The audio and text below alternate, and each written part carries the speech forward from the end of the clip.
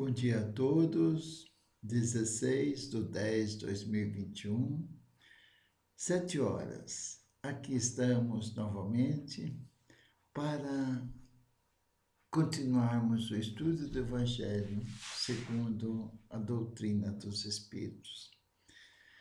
Para iniciar os nossos trabalhinhos dessa manhã, vamos fazer a nossa prece de agradecimento, de ter mais esta oportunidade de estarmos juntos, nós aqui na salinha, vocês aí na casinha de vocês, com todo amor, com todo carinho, com o livrinho na mão, estudando juntos o Evangelho segundo o Espiritismo.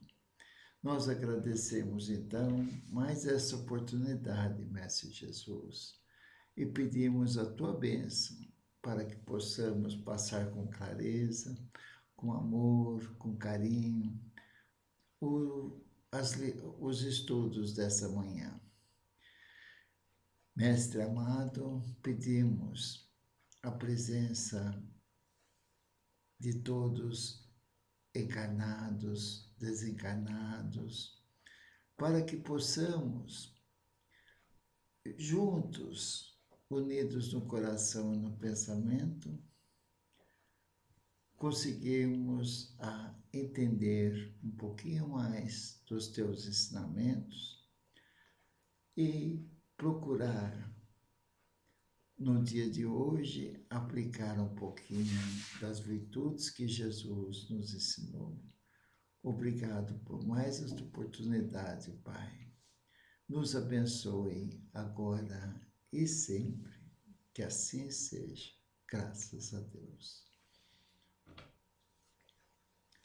Muito bem, vamos então dar continuidade no estudo do Evangelho, que nós estamos na introdução do livro Evangelho segundo o Espiritismo, o item 3 em Algarismo Romano.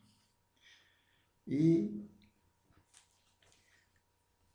nós estamos hoje, vamos falar sobre os fariseus, que nós temos aí no item 3, Algarismo Romano, sobre as notícias históricas, que esses nomes nós vamos ver depois várias citações aí no Evangelho de Jesus, não é?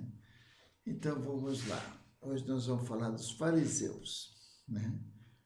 Fariseus, do hebreu parash, divisão, separação.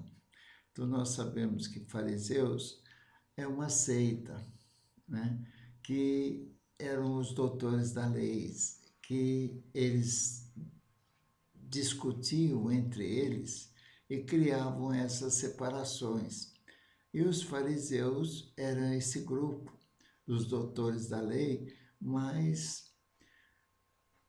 rígidos, exageradamente a cumprir as leis obedecendo dogmas, normas, pelo que estava na lei. Então, seguiu rigidamente e discutiu entre os outros judeus. E saiu várias seitas, uma delas é os fariseus. Então, vamos ler para nós entendermos. Aí, quem tiver o livrinho vai acompanhando. Fariseus, parash, divisão, separação. A tradição formava uma parte importante da teologia judaica. Teologia é o estudo que se ocupa de estudar sobre Deus, né? Então, a tradição formava uma parte importante da teologia judaica. Ela consistia na coletânea das interpretações sucessivas dadas sobre o sentido das Escrituras e que se tornavam artigos de dogma.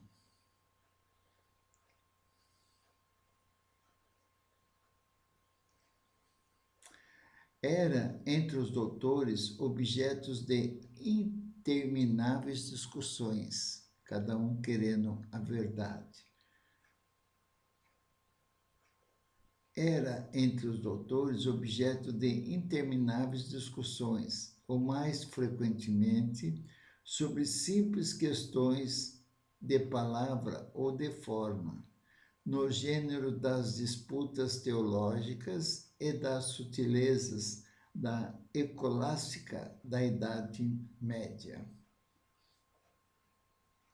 Escolástica da Idade Média era o culto exagerado de autoridades intelectuais, por isso que é chamados doutores da lei, não é?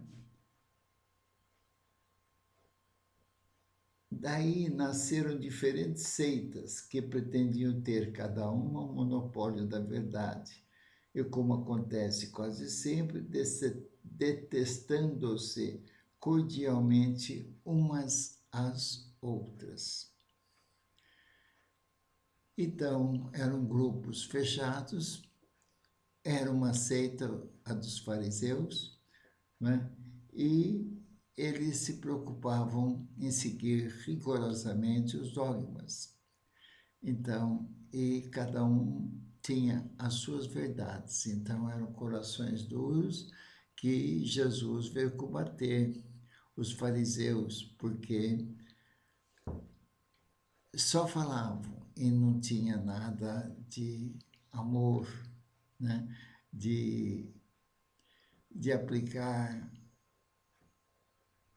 a parte humana aos nossos semelhantes, né? Entre essas seitas, a mais influente era a dos fariseus, que teve por chefe Hilel, doutor judeu nascido na Babilônia, fundador de uma escola célebre, onde se ensinava que a fé não era devida senão às Escrituras. Então, eram radicais nas Escrituras, né? Sua origem remonta nos anos 180 ou 200 a.C. Os fariseus foram perseguidos em diversas épocas, notadamente sob Hircânio, soberano pontífice e rei dos judeus.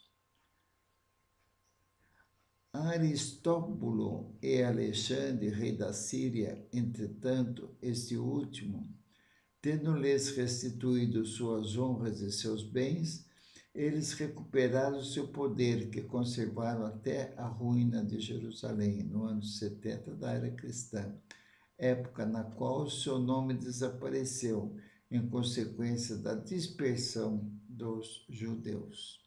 Esse Aristóbulo e Alexandre. Os fariseus tomavam parte ativa das controvérsias religiosas, serviços observadores das práticas exteriores do culto e das cerimônias, cheios de um zelo ardente de proselitismo. Proselitismo eu coloquei aqui, esforço contínuo para convencer alguém, proselitismo, esforço contínuo para convencer alguém. Então, eles eram os donos da verdade, os fariseus, né? Então, os fariseus tomavam parte ativa nas controvérsias religiosas, serviços observadores das práticas exteriores, do culto e das cerimônias, cheios de um zelo ardente de proselitismo. Inimigos dos inovadores, eles afetavam uma grande severidade de princípios, mas, sob as aparências de uma devoção meticulosa, escondiam costumes dissolutos, muito orgulho e, acima de tudo, uma paixão excessiva de dominação. Paixão excessiva de dominação. Então, chamava os doutores da lei, e Cristo combatia os fariseus, né? Porque eles eram o bambambam, o orgulho imperava, né? E a religião era para eles antes um meio de subir do que objeto de uma fé sincera. Então, a religião era para se aparecer, né? Eles não tinham senão as aparências e a ostentação da virtude, só aparência e ostentação da virtude. Mas com isso exercia uma grande influência sobre o povo, aos olhos do qual passavam por santos personagens, por isso eram muito poderosos em Jerusalém. Então eles dominavam o povo, né? Por suas prepotências, suas ostentações, os bambambam das escrituras, né? Era um núcleo fechado, as escrituras não eram para todo mundo. No caso dessas seitas, eram grupos fechados de estudavam, e os fariseus eram, então, esse grupo fechado, né? E, sob a aparência de uma devoção meticulosa, escondia costumes dissolutos, muito orgulho e, acima de tudo, uma paixão excessiva de dominação. Não é? Acreditavam, ou pelo menos faziam, profissão de crer na providência, na imortalidade da alma, na eternidade das penas e na ressurreição dos mortos. Jesus, que estimava, antes de tudo, a simplicidade e as qualidades do coração, que preferia na lei o espírito que vivifica do que a letra que mata. Então, Jesus veio combatendo essa seita, né, os fariseus, porque eles ostentavam, achavam que era o dono da verdade, né? E Jesus, ele preferia o crescimento espiritual, a reforma íntima, né? Então ele fala, o espírito vivifica do que a letra que mata, né? E eles se apegavam na letra, no pé da letra, né? Então, nada de coração. Se aplicou durante toda a sua missão, ele desmascarar a hipocrisia e, por conseguinte, fez deles inimigos obstinados, né? Então, os fariseus eram inimigos de Jesus. Por isso, aliaram-se aos príncipes dos sacerdotes para amotinar o povo contra ele e fazê-lo perecer. Aliaram-se aos príncipes dos sacerdotes para amotinar o povo contra ele e fazê-lo perecer. Ficaram inimigos de Jesus, né? Então, aí está sobre os fariseus, então, que era uma seita e que tinham seus dogmas e que não abriam mão das escrituras. Então, era um grupo fechado, né? E que Jesus combatia por serem hipócritas, né? Que Jesus então preferia o crescimento do espírito, né? A letra mata, o espírito vivifica, né? Quer dizer, a letra é a letra e a vivência que Jesus aplicava, ensinava, as virtudes, né, do coração. Então, não se apegava às letras. E os fariseus se apegavam às letras, né? Então, eu vou marcar aqui 16/10.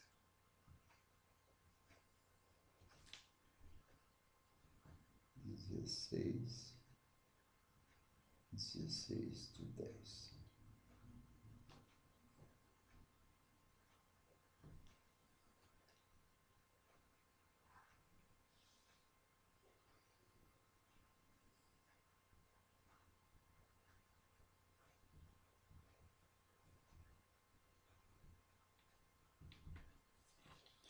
Então, essa introdução do livro são nomes que nós vamos ver durante o Evangelho todo, né? Então, mas o mais importante realmente é nós procurarmos crescer moralmente. Então, como nós vemos, o Evangelho está aí ao nosso alcance, alcance de todos.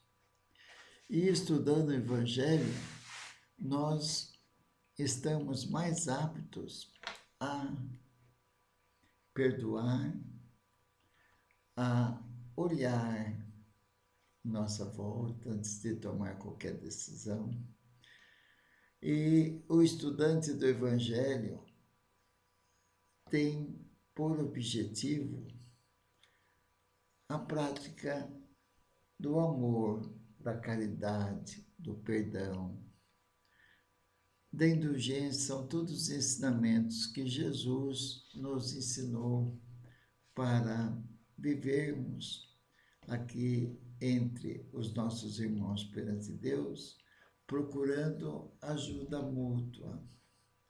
Então, devagarinho, nós vamos modificando a nossa maneira de pensar, de agir, né? E vamos treinando para conseguir a prática de certas virtudes, a virtude da paciência, a virtude da compreensão. Jesus nos orienta a se colocar no lugar do outro quando nós formos criticar alguém, porque nós todos estamos na categoria de espíritos imperfeitos, a não ser aqueles que já vieram como missionários, né? E nós estamos aqui sobre as orientações, sobre os desígnios de Deus, né? Então, Deus é soberano. Então, todos nós temos o período de ficar aqui reencarnado no corpo de carne. E uma hora nós partimos, ou por acidentes, ou por doenças, o nosso corpo fica, o nosso espírito se liberta desse corpo e nós sofremos as vicissitudes. Então, bendito seja o Evangelho de Jesus e a doutrina espírita, que é uma doutrina consoladora e esclarecedora, e que, estudando a doutrina espírita, que é ciência, filosofia e religião, nós vamos desprendendo devagarinho, né?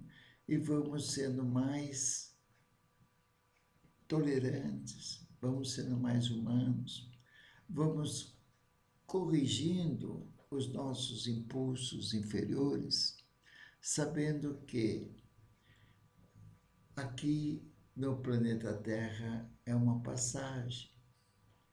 Uns partem já logo de cedo, né? Na infância, outros na juventude, outros na velhice, mas nós todos morremos, o corpo morre e o espírito continua a sua jornada evolutiva. Então é importante estudar a doutrina espírita, porque nós vamos já preparando a nossa viagem a hora que chegar o momento. E para isso o Evangelho nos orienta, nos esclarece de que o segredo de viver feliz aqui na Terra e no plano espiritual, de retorno à espiritualidade, é praticar a caridade, é praticar o amor, é praticar a indulgência. Então, a prece é a ferramenta que Deus colocou em nossas mãos para, quando estivermos aborrecidos, estivermos cansados, tivermos com esses impulsos de ansiedade, de transtornos diversos, nós recorremos à prece. Então, a prece nos acalma, nos tranquiliza. E aí nós damos asas a ser útil, a praticar o amor, o respeito e ser mais humanos, mais fraternos, mais solidários. Então, bendito seja por nós já gostarmos de, logo de manhã, fazer as nossas orações, agradecer pelo dia e trabalhar, com trabalho remunerado ou não, mas exercer alguma atividade, procurando ser útil, procurando fugir da indulgência, procurando fugir da preguiça e procurando servir uns aos outros. É isso que é o objetivo de nós estudarmos o Evangelho de Jesus e a doutrina espírita. Todos nós estamos aqui reencarnados para crescer moralmente. Então, é isso que nós temos por objetivo, estudando a doutrina espírita, sair daqui, da presente reencarnação, melhorados. Crescer moralmente,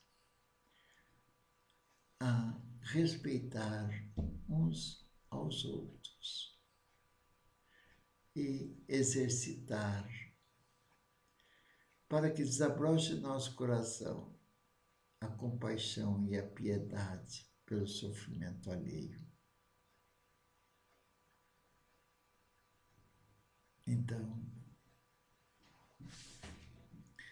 aqui nós estamos encerrando mais um bate-papo para podermos, ao terminar aqui, possamos, quando tivermos algum aborrecimento, antes de tomar qualquer iniciativa, vamos recorrer à prece, vamos orar, vamos refletir sobre nossas atitudes e orar pelos agressores, pelos agredidos. E cada vez mais procurar ser solidários e fraternos. Então, para terminar o nosso bate-papo de hoje, vamos fazer as nossas preces de agradecimento por mais esta oportunidade e fazer as nossas vibrações. Vamos vibrar para todos aqueles que estão nascendo nesse momento, novamente reencarnando para cumprir uma missão aqui na Terra, nesse planeta de provas e expiações. Vamos vibrar para todos aqueles que estão desencarnando nesse momento, para o desencarnado e para os familiares dos desencarnados, porque esse momento da separação do corpo físico de um parente querido, há muita tristeza. Então, vamos orar para todos aqueles que soubemos que desencarnou hoje, desencarnou esses dias. Vamos orar, vamos pedir a Deus para que aos pouquinhos esse espírito vá acordando no plano espiritual e devagarinho retome a sua posição como espírito desencarnado, rogando a Deus misericórdia, rogando a Deus para que possa ir para lugares bons, palestras no plano espiritual, hospitais. Vamos vibrar para os desencarnados. Vamos vibrar pelos profissionais da saúde, que a todo momento chega nas mãos dos médicos casos e mais casos de doenças. Então, vamos vibrar para que haja, nesses profissionais da saúde, amor, cumprimento de seus deveres, desculpe, por tudo que estudaram para diminuir as dores físicas. Então, vamos vibrar para os profissionais de saúde, da saúde. E vamos vibrar pela paz mundial, para que, diante de tanta violência, possamos não esmorecer na fé, possamos unir em oração, rogando a Deus misericórdia por todos aqueles que ainda não acordaram para a prática do bem, do amor ao próximo. Vamos vibrar para as famílias, para que haja mais compreensão, mais amor, mais união. Vamos vibrar para as nossas famílias, para que possamos, nesse momento, doar um pouquinho de amor a todos os nossos familiares, afeto, carinho. Vamos vibrar para a nossa família. Vamos vibrar por aqueles entes da família que nós temos dificuldade de relacionamento.